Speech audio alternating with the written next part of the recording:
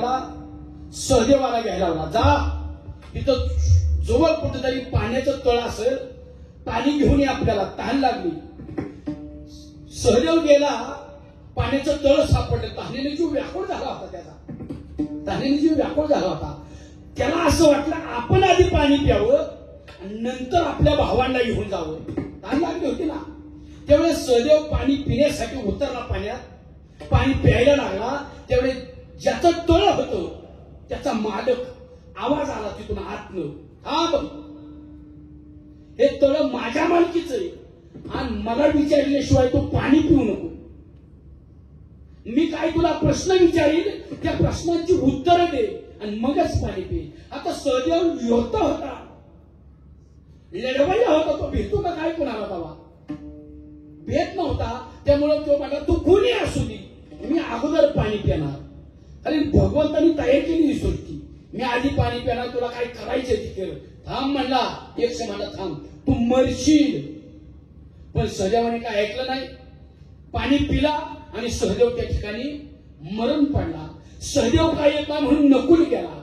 नकुल तीच अवस्था झाली. सांगितलं होतं थांब, माझ्या प्रश्नांची उत्तरं दे आणि मग पाणी पी. सहदेवाची तीच, नकुलाची तीच अवस्था झाली. नकुल काय येत नाही म्हणून अर्जुन गेला. अर्जुनाची तीच अवस्था झाली. अर्जुन येत म्हणून भीम गेला. भीमाची तीच अवस्था झाली. कारण त्यांची त्यांनी उत्तर दिले नाही. त्याच्या मालकीचं तळ होतं, त्यामुळे चारही भाऊ त्या ठिकाणी मरण पावले. चौघ येत नाही की म्हणून धर्मराजा गेला. धर्मराजाने पाणी प्यायला सुरुवात केली. आता ही तर मरून पडले, आपल्याला तहान लागली, पाणी पिऊ पहिल्यांदा.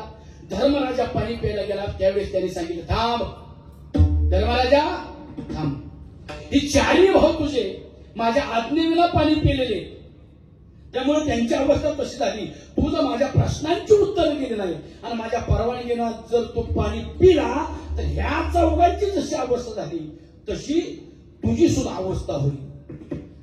आता धर्म हुशार होता.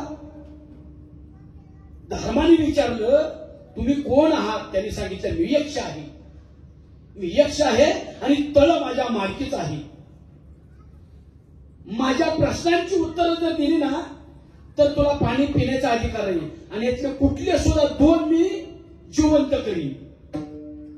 चौघ मेलेली ना, ह्यातलं मी कुठली सुद्धा दोन जिवंत करीन. झालं का बाबा.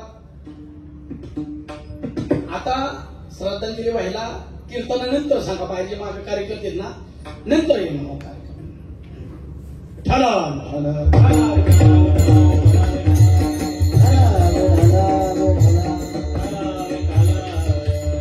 काही माहिती का, लोकांचा दोष नाही, लोकांचा दोष नाही. आप्पासाहेब व्यक्तिमत्वच असं होतं. परांडा भागातून एक छोट्याशा गावातून आलेले व्यक्तिमत्व या ठिकाणी आले, स्वतःचा व्यवसाय सुरू केला, एक उत्कृष्ट यशस्वी उद्योजक तयार झाले आणि या ठिकाणी या गंगानगरमध्ये त्यांनी कॉन्ट्रॅक्ट घेण्यास सुरुवात केली. आणि आल्यानंतर तिथल्या लोकांना राहण्यासाठी त्यांनी जेवढं सहकार्य करता येईल तेवढ्या कमी किमतीमध्ये सगळ्यांना राहायला इथं पाय ठेवायला जागा दिली. एवढंच नाही, जेवढं वाता येईल तेवढं लोकांच्या उपयोगीला पडलेलं व्यक्तिमत्व, जेवढं त्यांची सेवा करता येईल तेवढी सेवा केलेली यांनी. एवढंच नाही, तिकडं त्यांच्या गावी जाऊन तिथं 5 वर्ष सरपंच झाले बिनविरोध. स्वतःच्या पदरने पैसे खर्च करून त्या ठिकाणी 1.5 कोटी रुपयाची कामं गावात केली. या ठिकाणी जास्तपर्यंत जेवढी सरळ हाताने गोरगरिबांना मदत करता येईल तेवढी केलेली आहे. त्यामुळे लोक त्यांच्या ऋणात आहेत, त्यामुळे लोक या ठिकाणी येणारच. फक्त चालू ह्याच्यात येऊन देऊ नका, आपण नंतर त्यांना श्रद्धांजलीसाठी पुढे बघू. ऐका. आणि धर्मराजाला यक्षाने 130 प्रश्न विचारले. किती? 130. त्यातली मला 130 सांगायचे नाहीत प्रश्न, एकच सांगायचं आहे फक्त, एकच. त्यांनी काय झालं, जर तू माझ्या प्रश्नाची उत्तर दिली तर ह्या 4पैकी मी 2 जिवंत करीन. कुणाला करू विचारलं, सांग कुणाला करू. धर्मराजाने सांगितलं अर्जुन आणि भीम नाही जिवंत झाली तरी चालतील, पण माझा नकुल आणि सहदेव जिवंत करा. यक्षाने विचारलं, ते तर तुझे सावत्र भाऊ आहे, भीम आणि अर्जुन सख्य भाऊ आहेत तुझे, मग तू त्यांना का जिवंत करा म्हणतोय? त्यांनी सांगितलं, धर्मराजांनी सांगितलं, मी जिवंत आहे, आता मी जिवंत आहे. माझ्या कुंतीला मी आहे जिवंत, तिचा एक मुलगा जिवंत आहे, पण माझ्या माद्रीला एक पण मुलगा राहणार नाही. त्या आईला वाईट वाटल म्हणून तिची दोघं जिवंत करा. त्याला धर्मराज म्हणतात. ऐका, त्यांनी विचारलं, काय आहे तुमचा प्रश्न? त्यांनी सांगितलं, जगातलं सर्वात मोठं आश्चर्य कोणचं? यक्षाने विचारलं धर्मराजाला, जगातलं सर्वात मोठं आश्चर्य कुठलं? धर्मराजाने उत्तर दिलं, ऐका, माणूस ज्यावेळी जन्माला येतो ना, आल्यानंतर तो विसरून जातो या ठिकाणी कशासाठी जन्माला आलो, या ठिकाणी कशासाठी जन्माला आलो. आपण सर्वजण माझ्या सहित तुमच्या इथं मैत झाली, एखादी मैत झाली, ऐका, लक्ष देऊ नका, मैत झाली त्यावेळेस आपण त्या मैतीला हजर असतो. त्याच्यावरती लय प्रेम करणारी लोक, त्या जे गेलेले आहे व्यक्ती, त्याच्या त्या शरीरावरती लोक आपटून रडत असतात. बरोबर आहे का? बरोबर आहे. कुणी रडणाऱ्यांची समजूत घालत असतात. हा नाशिवंत देह, हा जाणारच आहे, आपल्या हातातल्या गोष्टी नाही. ज्या अर्थी जन्म आहे त्या अर्थी मरण निश्चित आहे, आपण त्याला काही लोक समजून सांगत असतात. काही लोक त्याला अंमळीची तयारी करत असतात, काही लोक त्याला बांधण्याची तयारी करत असतात. कोणी पुढे शिकारी धरतं, कोण खांदा देतं. प्रेत यात्रा चाललेली असती, काही लोक त्याच्या मागे चालत असतात. प्रेत यात्रा मशानभूमीत जाती, तिथं गेल्यानंतर कोणी सरपण रचत असतं, कोणी त्याला तिथं ठेवण्याचा प्रयत्न करत असतं, कोण त्याला आगनी लावतं. हा सोहळा बघत असताना माणूस नेमकं हेच विसरून जातो की एक दिवस अशीच माझी सुद्धा अंत्ययात्रा निघणार आहे. हे सगळ्यात जगातलं मोठं आश्चर्य आहे. धर्मराजांनी उत्तर दिलं. विसरून जातो आपण. या ठिकाणी प्रवासी म्हणून आलेलो आहोत. प्रवासी, हे तुमचं गंगानगर आहे ना, एक रेल्वे गंगानगर रेल्वे आहे, आणि या गंगानगर मध्ये सगळी घरं त्या रेल्वेचे डबा आहेत, रेल्वेचं डबा आहे, आणि त्या प्रत्येक घरातली व्यक्ती त्या डब्यातला प्रवासी आहे. ध्यानात असू द्या, प्रवासी. आपली प्रवासाच्या दरम्यान एकमेकांची गाठभेट पडलेली, आप्पासाहेबांची, आईसाहेबांची, त्यांच्या पत्नीची, ही प्रवासात गाठभेट पडलेली. आणि तुम्हाला फक्त माहिती, प्रवास हा वयावर ठरत नाही, त्याच्या तिकिटावर ठरतो. माहिती का? जाता का, प्रवास करता का, बसमध्ये प्रवास करता का? इथं पुण्यात तिकीट संपल्या उतरला तसं थोडं रिटून जाता, उतरलं ना, काय लोक तशी रिटून जातात असेल, पण ते हितलं चालतं. तसं प्रवास वयावर ठरत नाही, त्याच्या तिकिटावर ठरतो. आता आप्पासाहेबांचं तिकीटच कमी होतं, कमी अंतराचं होतं, पण त्यांच्या आईसाहेबांचं लांबचं तिकीट होतं, पण त्यांचा प्रवास जिथं संपला तिथं उतरावंच लागतं.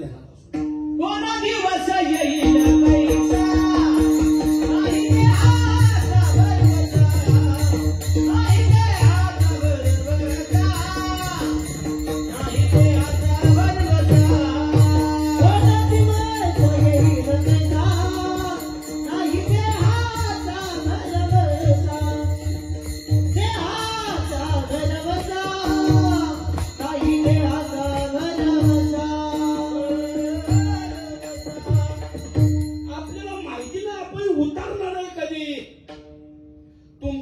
जन्म झालाय, तुमचं आयुष्य किती कुणाला सांगता येत नाही, पण मृत्यू मात्र निश्चित आहे. कधी आहे सांगता येत नाही, पण जाणं निश्चित आहे. ध्यानात असू द्या.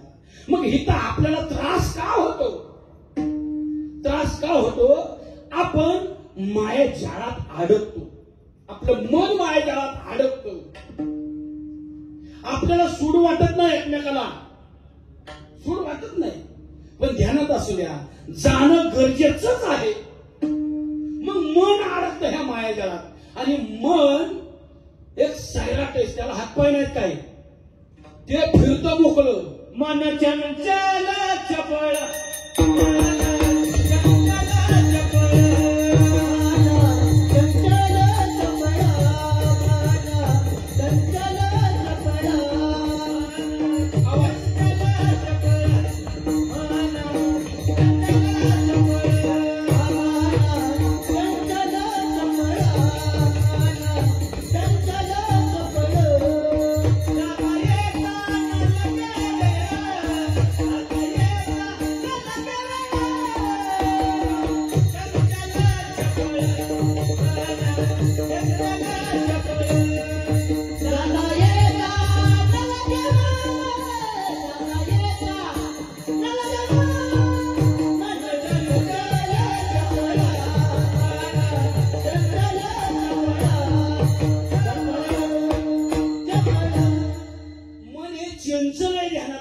मन मायाजाळात अडकतं.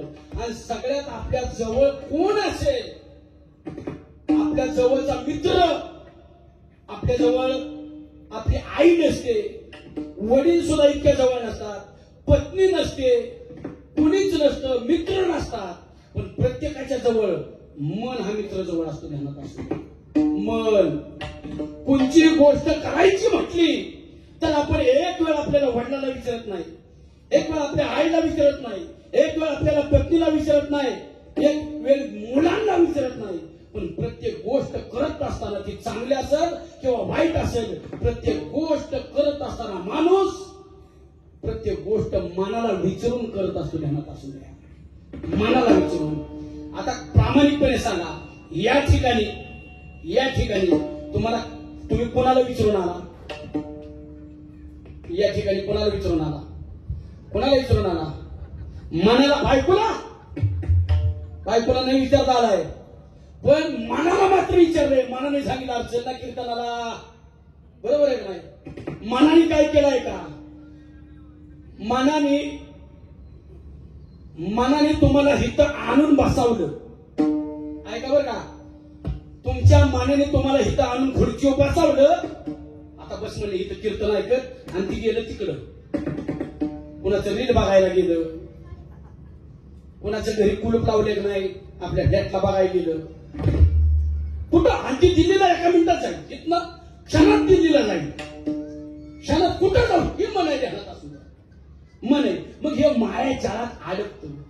आणि मायाजाळ असा आहे, मायाजाळ वेगवेगळ्या चाळणी का त्या चाळणी हालर असतो. हालर तुम्ही सगळी गावाकडची हितलीच आहे, खेड्याकडनं आलाय का? हितलीच आला म्हणा का तुम्ही? खेड्याकडे हालर असतो, हालर मळणी यंत्र, त्याला चाळणी असत्या.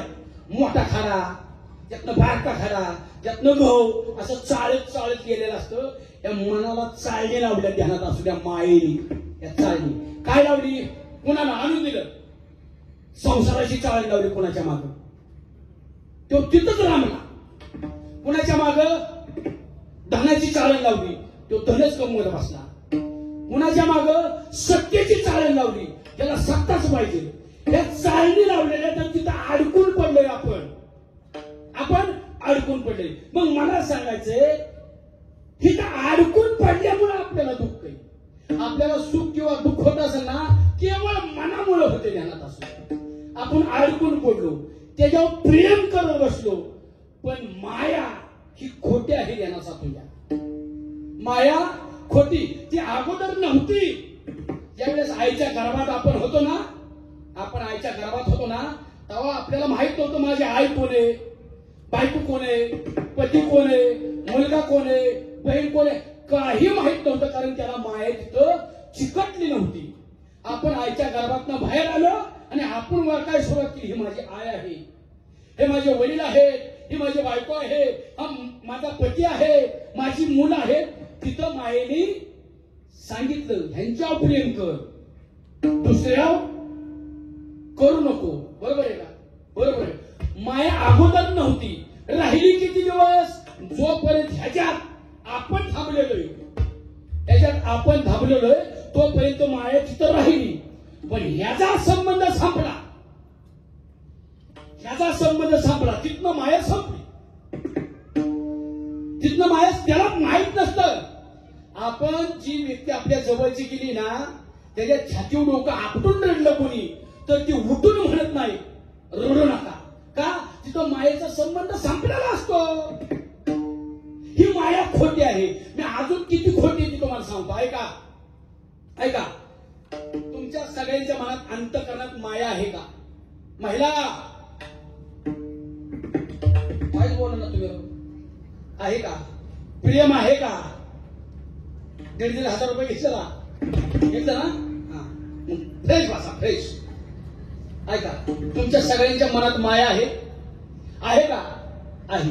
जेवढं तुम्ही तुमच्या स्वतःच्या लेकरावर प्रेम करता तेवढं शेजारणीच्या लेकरावर करता का? का प्रेम नाही तुमच्या मनात? प्रेम नाही का? गडी, जेवढं तुम्ही तुमच्या स्वतःच्या पोरावर प्रेम करता तेवढं शेजारीच्या लेकरावर करता का? करत नाही. कारण माया ही खोटी. माया आपलं वा काय शिकवती आणि आपल्या व्यक्तीला त्रास झाला की तुम्हाला त्याच्या डबल त्रास होतो, दुःख होतं. तुम्ही काही पचवू शकता, काही सहन करू शकता, पण आपल्या जवळची ज्याच्या मनापासून आपण प्रेम करतो ना त्या व्यक्तीला त्रास झाला तर तुम्ही सहन करत नाही ध्यानात. ही माया आहे आणि माया मनाला ताब्यात घेते आणि मग तिथनं दुःख होतं. मग आपल्याला करायचंय काय? मन मायेपासून बाजूला ठेवायचंय. सर्व सिद्धीचे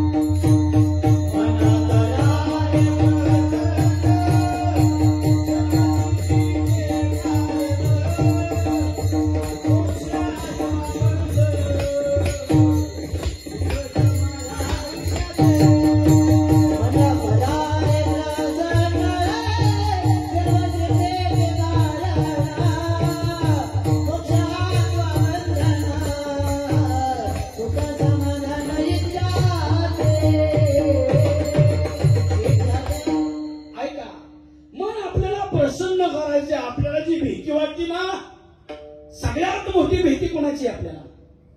सगळ्यात तुम्ही कोणाला भेटा? बोला की नवऱ्याला घासे का त्याचा, त्याला भेट नाही. तुम्ही कोणाला भेटा सगळ्यात जास्त? बायकोला. चिर सांगतात तुमचं मला. ऐका ऐका, आपण सगळ्यात जास्त कोणाला भेट असत तो मृत्यूला भेटतो. ध्यानात असतो, मृत्यूला. आणि एक दिवस त्याच्या समोर सगळ्याला जायचंय, सगळ्याला उभं राहायचंय तिथं.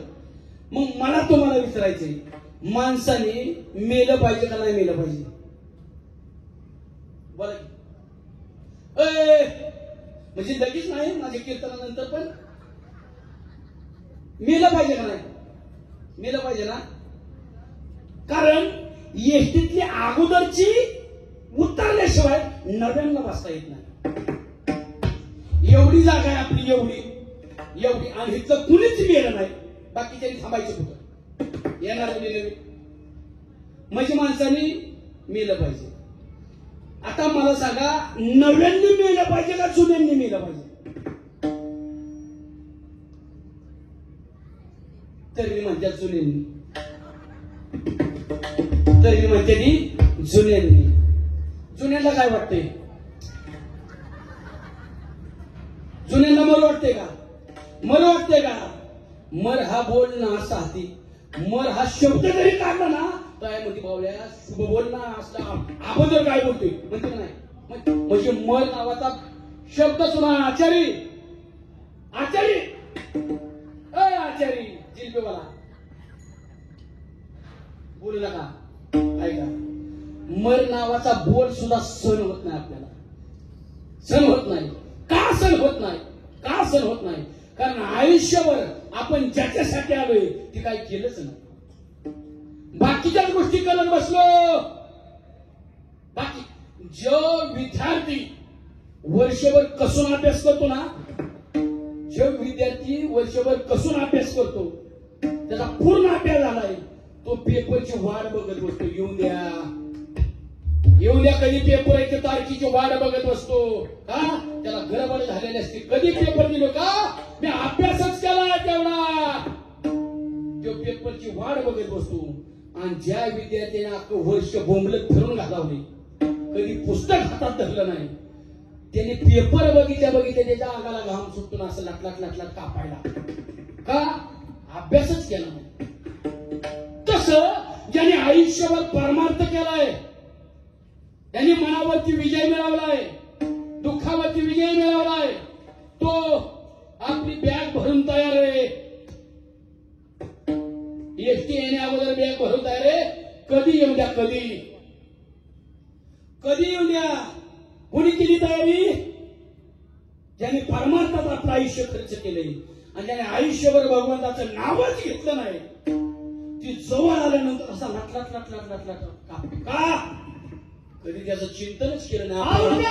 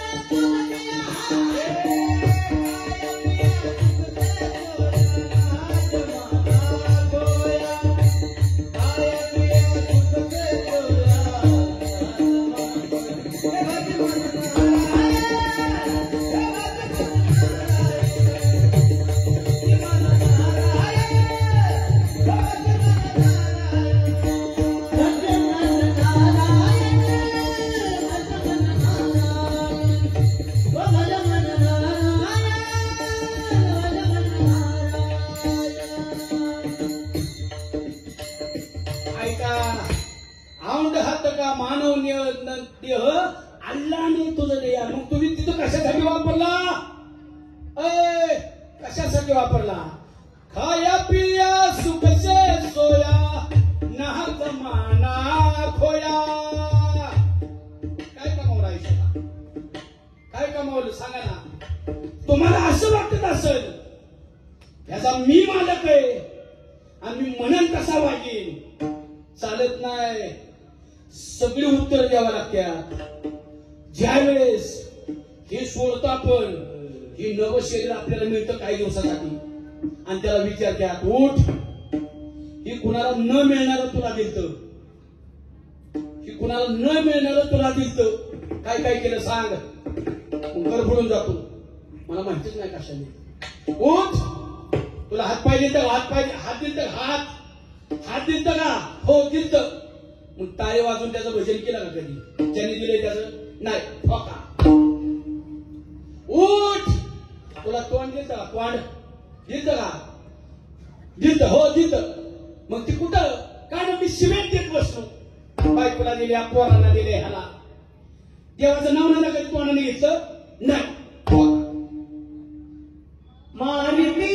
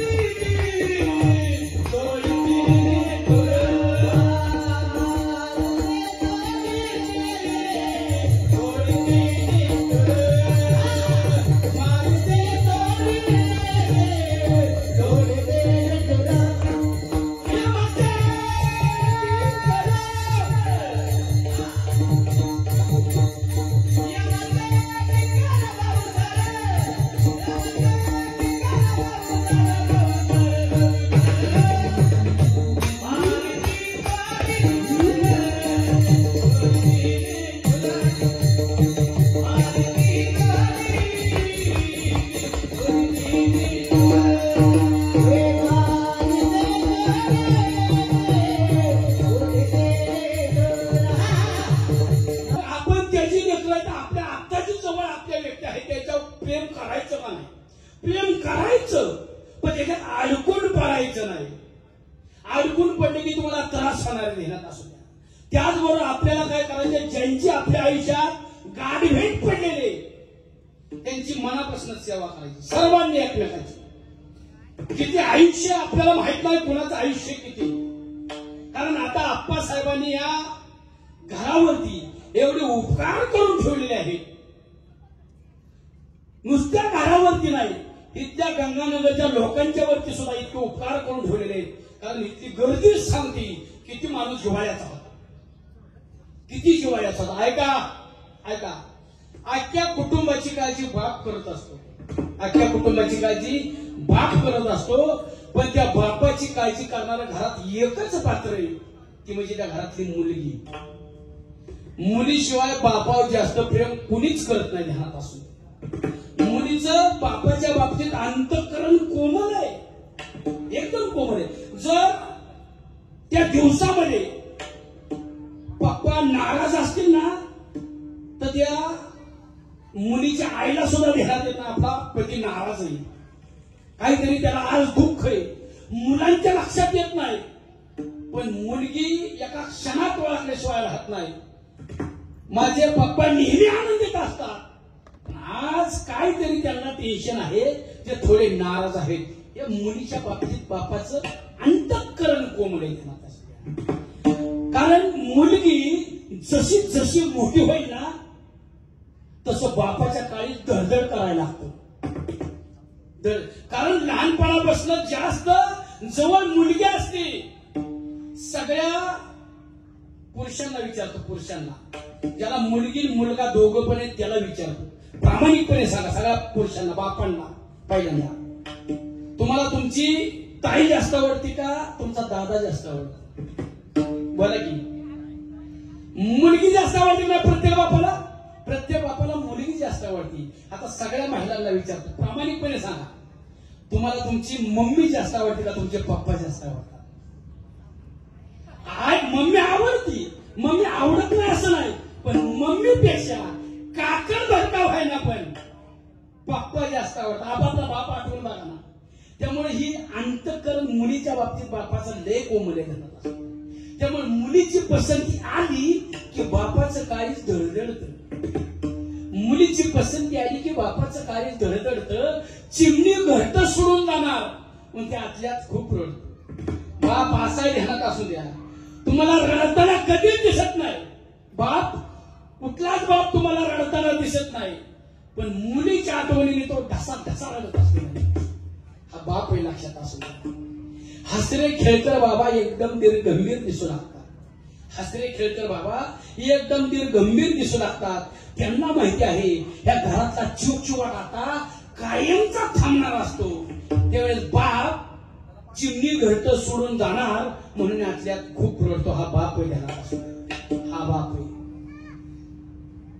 मुलगी जाणार म्हणले की बाप आतून तुटून जातो. मुलगी जाणार आहे म्हणून बाप आतून तुटून जातो. कळत नाही बैठकीतून अचानक का उठून जातो. हा बाप आहे. उठल्यापासून झोपेपर्यंत बाबांची काळजी घेत असते. लहान लेकरू असू द्या, लहान मुलगी असू द्या, तरी परत जाणारा बापाला मिठी मारणार. दिवसभराचा शीत त्या झालेला एका क्षणात घालवणार. बारकी चिमणी ऐका, उठल्यापासून झोपेपर्यंत बाबांची काळजी घेत असते. मुलगी जाणार म्हणून ती बापाची जास्तच लाडकी असते. दिवसातून एकदा तरी मायेने जवळ घ्यावं वाटतं. बापाला, मुलीला, बापाला दिवसातून मायेने एकदा तरी जवळ घ्यावं वाटतं. पारख्याचं धन जरी असलं तर द्यायला मात्र नको वाटतं. ध्यानात असू द्या. क्षणाला तिचा जीवनपट आठवत असतात. क्षणाला तिचा जीवनपट आठवत असतात आणि आलेल्या असूंना बाबा परत पाठवत असतात. बाप रडत नाही कधी. ध्यानात असू. आणि मुलगीची लग्नाचा दिवस उजाडतो. मुलीच्या आपल्या ताईच्या लग्नाचा दिवस उजाडतो. त्यावेळेस सगळं आनंदाचं वातावरण असतं. मंडपामध्ये आनंदाचं वातावरण असतं. सगळी पाहुणे रावळे येतात. एकमेकाला आनंदाने मिठी मारतात, भेटतात. एकमेकाची आनंदाने चौकशी करतात, खालकुशाली करतात, विचारतात. सगळं आनंदी वातावरण असतं, पण त्या मंडपात एक पात्र मात्र दिवसभर नाराज असतं. तुम्ही त्या मुलीचा बाप ध्यानात असू द्या, दिवसभर त्याचं मन लागत नाही. अरे लहानाची मोठी केली माझी ताई, 16 वर्षाची झाली, 18 वर्षाची झाली, 20 वर्षाची झाली, तर हाताफाडाच्या फोडाप्रमाणे जपले, वागवले. आज माझी ताई मला सोडून जाणारे ध्यानात असू द्या. ऐका ऐका, लग्नाचे दिवस उजळतो, लग्न लागतं ताईचं, लग्न लागतं ताईचं, आणि सगळे पाहुणे लग्न झाल्यानंतर निघून जातात असतात. पण बाप असा हात जोडून एका डांबाला टेकून उभा असतो. माझ्या ताईसाठी जेवढं करता येईल तेवढं केलंय, चुकलं असलं तर माफ करा. लेकीसाठी पदर पसरणारा बाप ध्यानात असू द्या. लेकी किती मोठा बाप असू द्या, लेकीची जिथं वेळ येईल तिथं गुडघं टेकून साष्टांग नमस्कार घालतो. कुणाला? इनबाईला, वेह्याला, माझ्या लेकीला समजून घ्या. इतकं बाप प्रेम करतो, इतकं बाप प्रेम करत असतो. विदायची वेळ येते, सगळा मंडप असतो, बायका बाप तिच्या बरोबर ताईच्या बरोबर असतात. ताई सगळ्याला माझ्या आजीकडे जाते, आजीकडे दुर्णी चष्मा बांधलेली आजी असते, आजीला जाते, आजी आजी जाते बाय काळजी घे. ती रडत असती मुलगी, तेव्हा आजी काय सांगते, अरे बाळा तू रडतीस का म्हण, ह्या घरची पाहुणीस, तू रडतीस का म्हण. तिने सांगितलं, आजी ए आजी ऐक ना, अगं मी ह्याच्यासाठी नाही का रडत, मला सासर कसलं मिळले ह्याच्यासाठी आजची भात रडत नाही, मी रडते ह्याच्यासाठी. मी गेल्यानंतर माझ्या बाबांची काळजी घ्यायला आता कोण आहे म्हणून मुलगी रडत असते. तिच्या सासरच्या ह्याच्यासाठी मुलगी रडत नाही, ध्यानात असू द्या. आई जवळ जाते, आईला सांगते, आई ते आई ऐक ना, ऐक ना, मी चालली आता. मी ज्यावेळी शिकवते ना, तुमची दोघांची भांडणं लागली ना, मी सोडवाय असायची. किती माझ्या पप्पांना तू टाकून बोललीस, पप्पा कधी फिरून तुला माघारी बोलले नाही. तुमची भांडणं लागली तर मी मिटवायची, आई मीठ मिटवायची. आता बाबाला एक अटॅक येऊन गेलेला आहे, एक अटॅक येऊन गेलेला आहे. मी हात जोडून विनंती करते, आई बाबांच्या डोळ्यात पाणी येऊन देऊन त्यांची काळजी घे. बारक्या भावाला सांगते, बाळांनो आपल्या पप्पांनी आपल्यासाठी लय केले, लय केले. आता ते आजारी असतात, आता त्यांना त्रास होणार. मुलगी सगळं जेवढं बोलत असते, फक्त पप्पांच्यासाठी बोलत असते, ध्यानात असू द्या. सगळीकडे इकडे कावऱ्या वावऱ्या होऊन होती. सगळी मला निरोप द्यायला आल्या, आजी आली, आई आली, बहिणी आल्या, चुलत्या आल्यात, आत्या आल्या, सगळे आल्या. पण माझे पप्पा माझ्याजवळ कसे आले नाहीत अजून.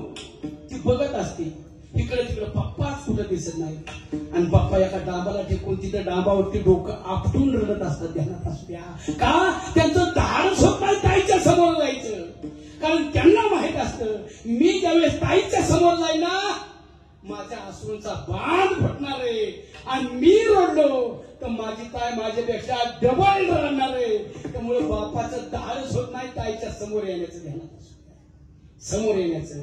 आणि आईला सांगते, ऐका, आईला मुलगी सांगते, जाती आई, जाती जाती, आणि गाडीत बसून निघून जाते, गाडीत बसून निघून जाते. त्यावेळेस बाप डाबावरती डोकं आपटून रडत असतो, ताई ताई निघालीस तू, अगं तू निघालीस, आता माझी काळजी करायला कोण आहे इथं, कोण आहे? माझा आधार तुटला ताई, माझा आधार तुटला. इतकी ताई बापावरती आणि ताईवरती प्रेम करत असतो, ध्यानात असू द्या. आयुष्यात आयुष्यात 2 पात्र माणसाने कधीच विसरू नका, 2 पात्र. तीर्थयात्रेला जाऊ सुद्धा नका जाऊ, पंढरपूरला नका जाऊ, कुठं काशीला नका जाऊ तुम्ही. पण ज्याचे आई बाप जिवंत आहेत ना, जिवंतपणी त्यांचे चेहरे वाचू ठेवा, जिवंतपणी त्यांचे चेहरे वाचू ठेवा. देवाच्या बापाची ताकद नाही तुमचं वाईट करायची, देवाच्या बापाची ताकद. भाग्यवान आहात, भाग्यवान आहात, त्याचा बाप जिवंत आहे ना, भाग्यवान आहात, त्याला आत्ता मिठी मारून द्या, आत्ता. ज्याची आई जिवंत आहे ना, खरंच राजानो भाग्यवान आहात, तिच्या मांडीवरती आत्ता डोकं ठेवून झोपा, आत्ता. कारण आयुष्यात ही 2 पात्र निघून गेली ना, सगळा समाज तुमच्या जवळ फक्त आणि फक्त स्वार्थी प्रेमास पोटी येणारे जवळ, ध्यानात असू द्या. काही कोणाला देणं घेणार असतं.